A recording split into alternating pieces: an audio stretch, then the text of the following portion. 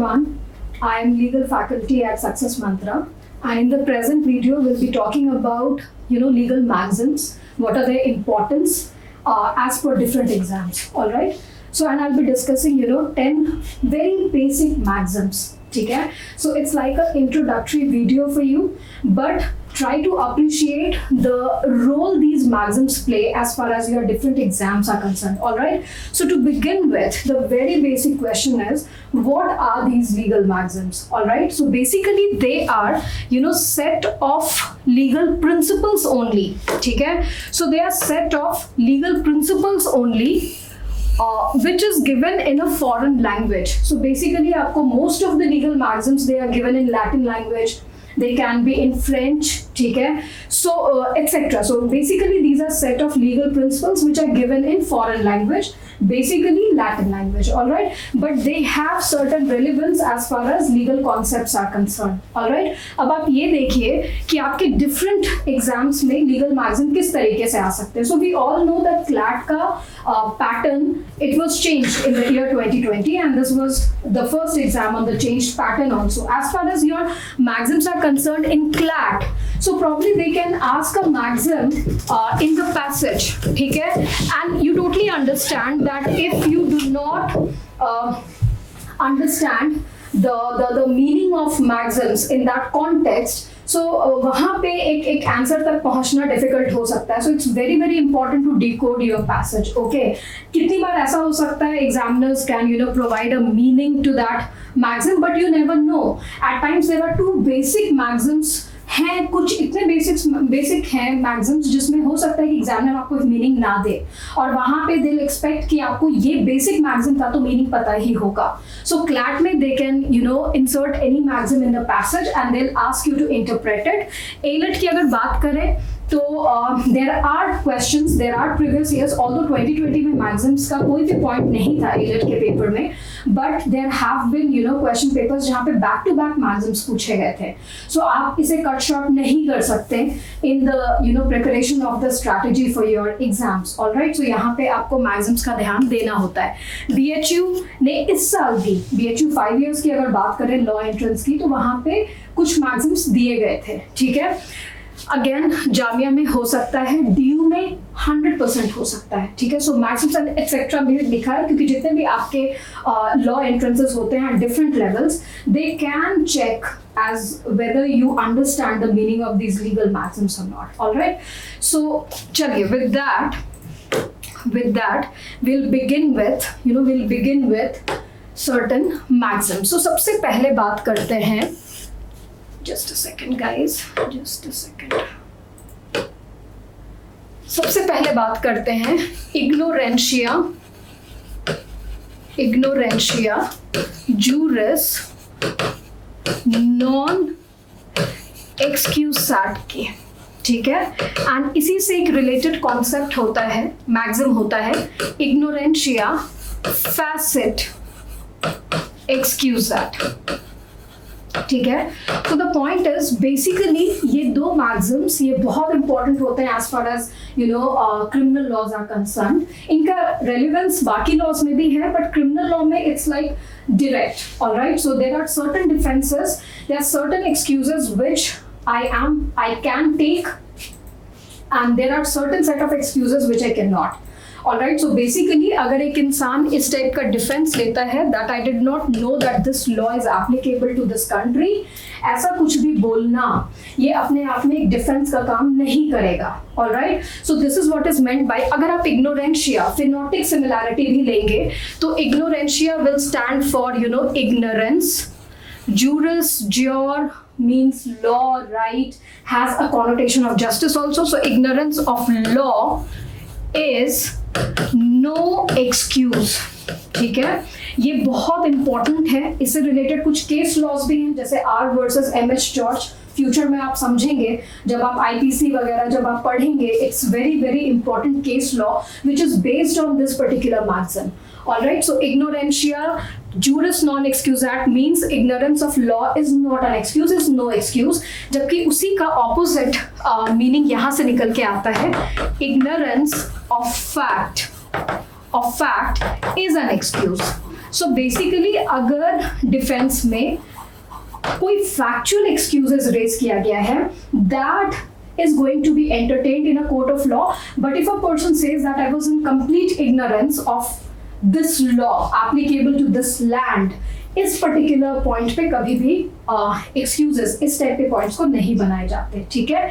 सो ये आपका एक बहुत ही important set of legal maxim है, जहाँ पे कि ignorance of law is not an excuse and ignorance of fact is an excuse. Alright, so चलिए इसके आगे बढ़ते हैं.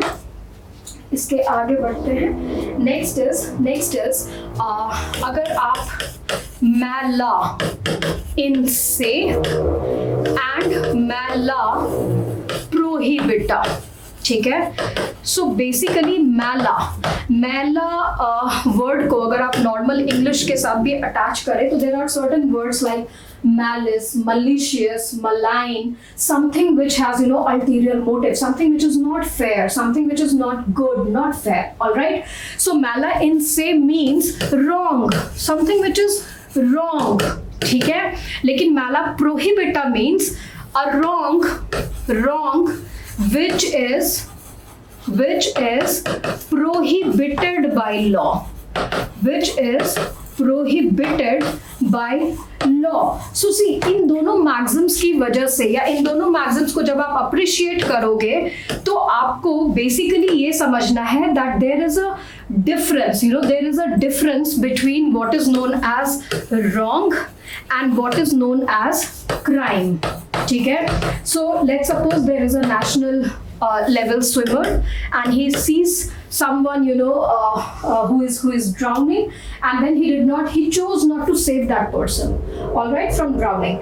Here probably ये wrong हो सकता है, ठीक है. ये नेचुरल जस्टिस के नाते रॉन्ग हो सकता है, नेचर के जस्टिस के हिसाब से, इंसानियत के नाते गलत हो सकता है.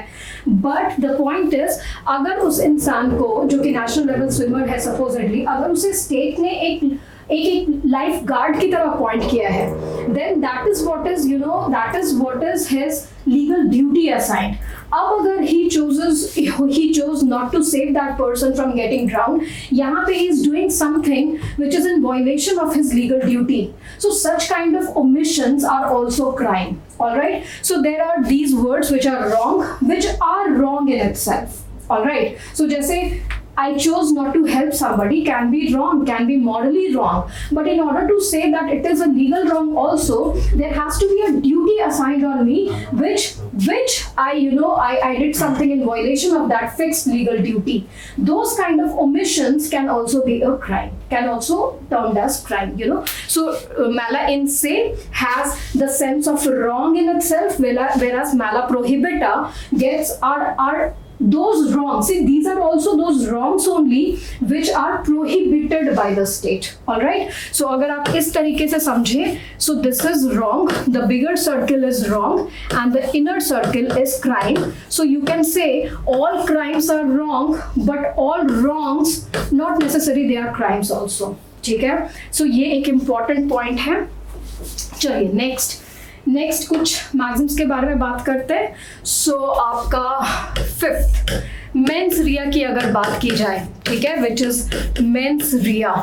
ऑलराइट, मेंस रिया मीन्स गिल्टी माइंड, ठीक है. आईपीसी के ब्रॉड स्ट्रक्चर में बहुत टाइप के मेंस रिया हो सकते हैं, जैसे कि अगर कुछ एग्जाम्पल्स के बारे में बात करें, intention can be there, knowledge can be there, reason to believe can be there, ठीक है. These all have different context. IPC के broader outline में मैंने कहा कि अलग अलग टाइप के मेंस रियाज काम करते हैं, जैसे negligence और rashness, ठीक है, can be there. So जब आप section number 304 capital A of IPC देखते हैं, वहां पे एक अलग सा मेंस रिया है which is negligence, which is recklessness on somebody's part. ठीक है. So there can be different mens reas as per the broader outline of IPC. All right. So mens rea is guilty mind. ठीक है. And अगर इसके बारे में बात करें तो actus reus, which means what? It means guilty act. All right. और अगर आपने ये दोनों समझा तो एक बहुत ही important maxim होता है जिसे कहा जाता है actus non facit reum निसी मेंस सिट रिया। ये आपको देखने में जरूर डरावना सा लगेगा, बट इसका मीनिंग बहुत ही आसान है। And you know it means as simple as that कि भाई एक क्राइम, अगर इसे इस तरीके से समझे तो एक क्राइम में एक सर्किल को बनाते हैं मेंस रिया, दूसरे सर्किल को बना देते हैं एक्टस रियस। सो एक तरफ है गिल्टी माइंड, दूसरी तरफ है गिल्टी एक्ट। अगर बात करें क्राइम की तो ये वो जोन होगा, ठीक है, जो कि एक दूसरे को कॉरेस्पॉन्ड करेगा, इसे आप कहते हो ये होगा क्राइम। सो क्राइम के लिए what all things are required? It's mens rea plus actus reus also. But again I'm telling you, since it's only an introduction part to the legal maxims, and when you go through the entire concept of criminal law, this is like the general principles. There are certain offenses जो कि बिना mens rea के भी एक punishable offense की category में आएंगे, जिसे हम लोग आईपीसी में भी स्ट्रिक्ट लाइबिलिटी ऑफेंसेस कहते हैं, जैसे किडनैपिंग है, जैसे ऑफेंस ऑफ रेप है, ठीक है, काउंटरफेटिंग इंडियन कॉइन है, ठीक है। सो ये सब टाइप के एटसेट्रा, ठीक है। So this is like to begin with, this is a general principle. Having said that, please understand that when you get deeper into the subject of IPC, you will appreciate that there are certain offenses which does not necessarily follow this straight jacket formula, all right? But yes, to begin with, this is what is known as crime. So जब आप इन दोनों को मिलाते हैं, crime equals to mens rea plus actus reus, इस चीज को collectively आप कहोगे actus non facit reum nisi mens sit rea, all right? So इसके आगे बात करते हैं। सो बेसिकली अगर नेक्स्ट मैगज़िन की तरफ देखें, जस्ट अ सेकेंड गाइज, ठीक है। सो नेक्स्ट अगर देखा जाए, डॉली इन कैपेक्स, बेसिकली ये एक ऐसा child, so act of a child less than 7 years of age, less than 7 years of age will not constitute an offense. So basically इस magazine ने क्या बोला? See, if you say this word incapax ना, it has a phonetic similarity of incapability. That a child whose age is less than 7 years is simply incapacitated. He cannot commit a crime, and that is what is like the blanket rule of protection which lies on these children of belonging from these age groups. All right. So जो भी उन्होंने किया, that cannot be termed as an offense in the eyes of law. Whereas इसी के opposite में अगर आप समझेंगे, इसी के ऑपोजिट में अगर आप देखेंगे तो एक ऑफेंस, एक मैक्सिम होता है विच इज डॉली कैपेक्स, ठीक है। सो ऐसे जो चाइल्ड होते हैं बेसिकली जिनका एज, so child of more than 7 years of age, 7 years of age, ठीक है, can commit crime,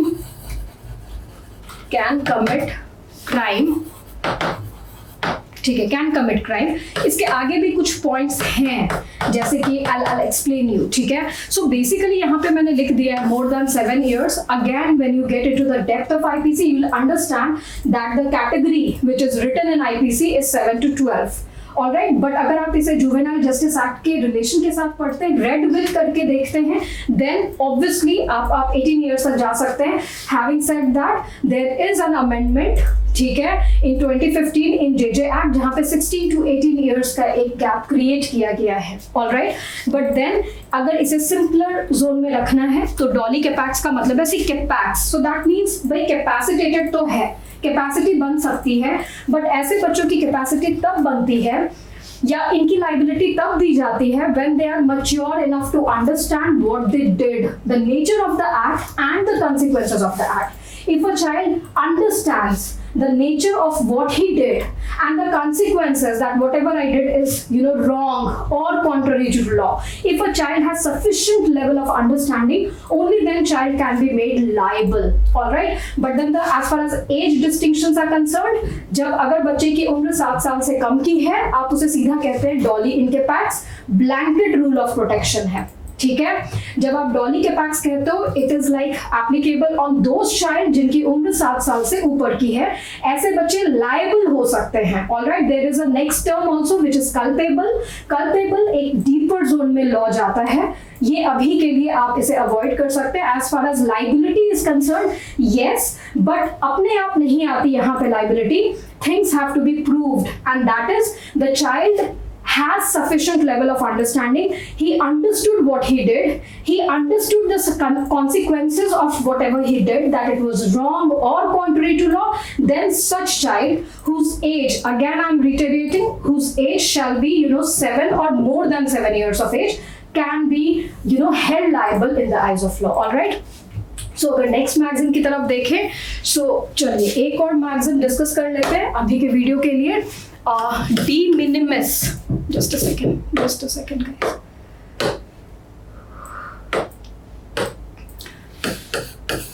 डी मिनिमिस नॉन क्यूरेट लेक्स, इसका मतलब, और ये बहुत ही इंपॉर्टेंट क्वेश्चन बनता है आप लोग के लॉ एंट्रेंसेस के लिए, आपको प्रिंसिपल्स के रूप में, अगेन डीयू बेस्ड जितने भी डीयू से रिलेटेड जो एग्जाम होता है उसमें ये डायरेक्ट भी मैगजीन पूछा जा सकता है। डिफरेंट 5 इयर्स में भी, जैसे बीएचयू डायरेक्टली पूछ सकता है, एलेट डायरेक्टली पूछ सकता है, बट अगेन इस चीज को प्रिंसिपल्स के द्वारा भी, अगर आप प्रीवियस ईयर्स वगैरह देखेंगे तो बहुत सारे प्रिंसिपल आपको इस लैंग्वेज के थ्रू मिलते हैं।